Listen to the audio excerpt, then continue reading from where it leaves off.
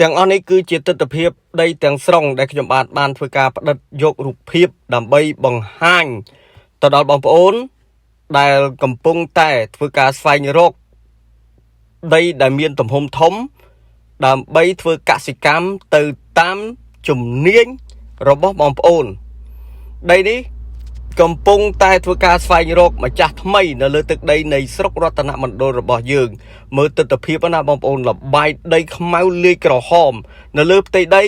សរុប40ហិកតាហ្នឹងមានដំណាំមួយចំនួនដែលជាប្រភេទដំណាំមានភាពពេញនិយមនៅលើទីផ្សារ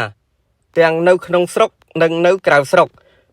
ដំណាំមានកោះក្របីមានចំនួន3ហិកតានិងដំណាំមានប៉ៃលិនដែលយើងហៅថាដំណាំតង្កែហ្នឹងគឺមានចំនួន18ហិកតាឯណោះម្ចាស់បានធ្វើការរៀបចំប្រព័ន្ធទឹកអីរួចជាស្រេចអស់ហើយការរៀបចំគឺទៅតាមលក្ខណៈរូបមន្តកសិកម្ម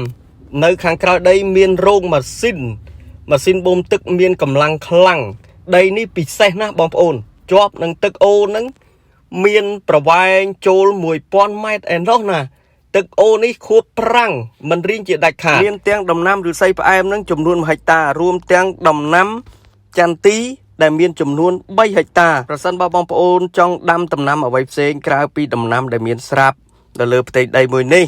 បងប្អូនអាចដាំដំណាំអ្វីក៏បានដែរពីព្រោះនៅតំបន់នេះទីតាំងមួយនេះគឺប្រភេទដីលបាយខ្មៅលាយក្រហមហើយថែមទាំងម៉ត់ទៀតមិនមានគ្រោះឡើយក៏ប៉ុន្តែដំណាំចន្ទីក៏ហាក់មានទីផ្សារមានហាងឆេងផងដែរដីមួយនេះបើសិនជាយើងគិតចម្ងាយពីផ្លូវជាតិលេខ57វិញគឺមានចម្ងាយ1500ម៉ែត្រផ្លូវមហាសែនស្រួលបំផុតខែវស្សាអត់បញ្ហាឡានទាបឡានខ្ពស់គឺមធ្យោបាយធ្វើដំណើរបានយ៉ាងងាយស្រួលបំផុតក្បាលជាប់ផ្លូវលំមានប្រវែងជាង1000ម៉ែត្រតម្លៃលក់$6500ក្នុង1ហិកតាហើយចរចាបានថែមទៀតទីតាំងស្ថិតនៅស្រុករតនមណ្ឌលខេត្តបាត់ដំបងបើសិនជាចង់ដឹងព័ត៌មានច្បាស់សូមតាក់ទងមកខ្ញុំបាទតាមរយៈឆាត Telegram ហើយនឹងលេខទូរស័ព្ទដែលមានស្រាប់សូមអរគុណច្រើនចំពោះការទស្សនាវីដេអូ